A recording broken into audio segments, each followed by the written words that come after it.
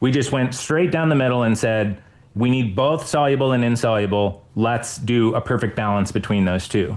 But then we also said, okay, the bulk of the benefit that you're going to get from fiber are the fermentable fibers.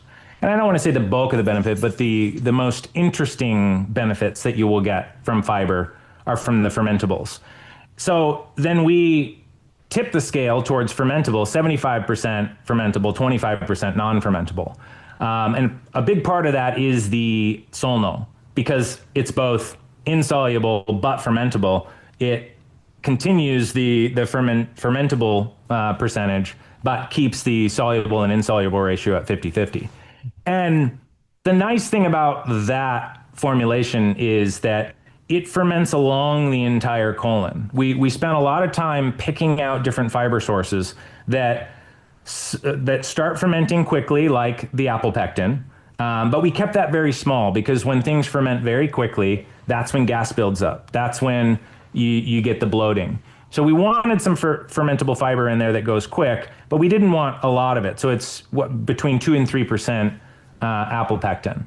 And then you go down the line of the different fibers and you get slower and slower fermenting fibers. But what that does is there are different probiotic species at different pieces of your GI tract. Like it's not all the same probiotics throughout your system. You know, if you think about your GI tract as one thing, it's not an evenly distributed amount of the same species all over. There's It's like a different species village. along the way.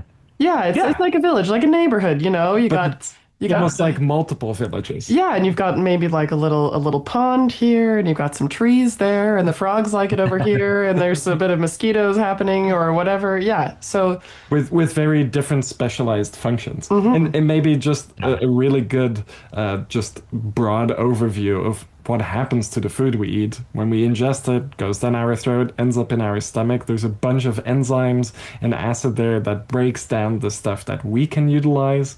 Then it enters as chyme, like a kind of squishy mash. It enters the intestines, and it travels all through the intestines, the small intestines, and it gets broken down into stuff that we are utilizing as fuel. But then as that's being done, more and more nutrients are being pulled out of the chyme. It's getting dehydrated a bit, but then the fibers stay there. So it makes it through the whole tract. And in this tract, there are also some bacterial species, even in our stomach as well, throughout the small intestine too. But there's not a whole lot. So there's not a whole lot of bacterial fermentation going on. And then at the end of this process, you have this ball of basically fiber that can be fermented by the bacteria, and then that enters into the proximal colon, which is also where you have the highest concentration of microbes. So fermentation can be very rapid and very complete there, actually,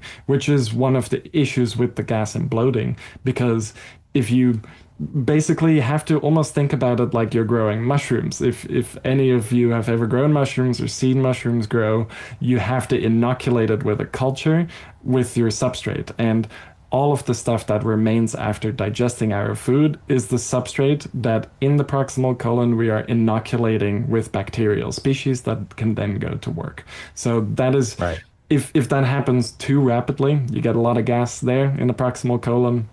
It travels through the mid colon, and then it has to bend down into the distal colon, and that bend is kind of hard to do for gas. So that's where bloating occurs. And then if it does make it down that curve, then, well, you're farting. But that is kind of the basic process.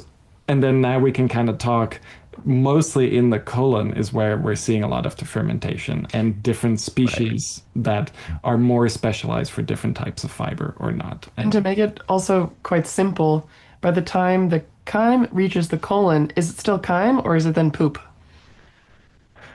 Yeah, it's kind of like an in-between stage. Okay. If you have norovirus, then yeah, it's all just going right through. Yeah, yeah. Yeah. And Oof, I rough. just had norovirus, so Yeah. it's topical again. Yeah, I had it like a month or two ago. it's rough. Rough. Very It- rough. Well, so the interesting thing about norovirus, I got it 2 years ago and I was just out. You know, I actually had a mobile IV place come and I was in bed, like shaking.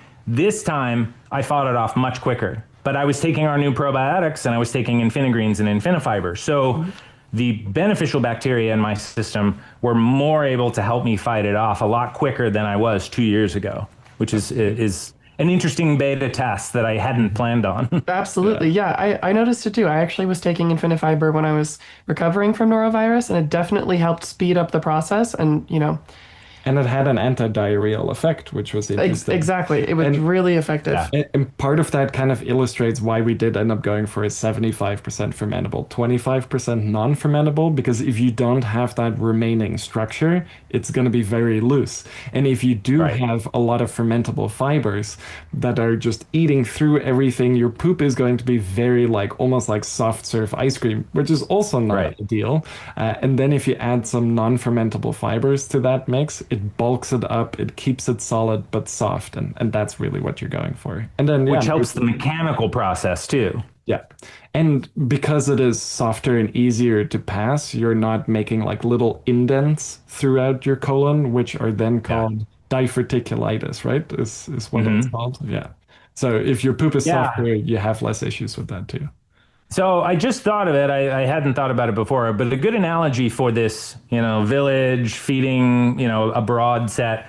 Imagine you have a village, of a bunch of people. Well, let's say a city, right? A city of people.